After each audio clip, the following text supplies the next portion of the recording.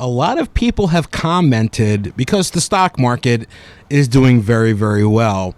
Some people have commented to me asking me why their 401k has not risen sharply considering the stock market's excellent performance. Are they doing something wrong with their 401k, or what's going on with that, Dan? That's another great point, King, because it's very logical for anyone who is paying attention to the news and seeing record highs in the stock market, and then they're looking at their 401k statements and says, well, wait a minute, what's the disconnect here? What's going on?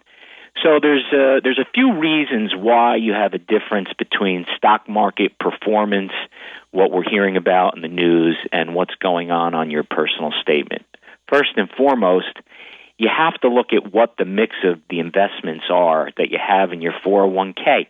Most of the time, as it should be, people have a diversity of investments in their 401k.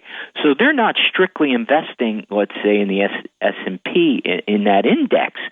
So they're not going to completely mimic what's happening with equities.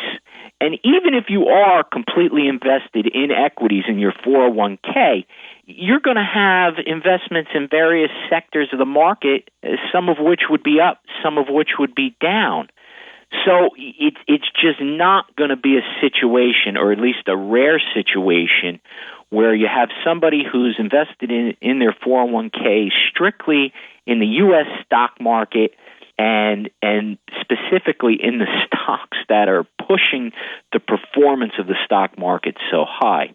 Another point to realize here is there are fees associated with 401ks, and those fees are going to be reducing your return on investment. And generally, you have higher fees in 401ks that other than what would be available as the choices for individual investors.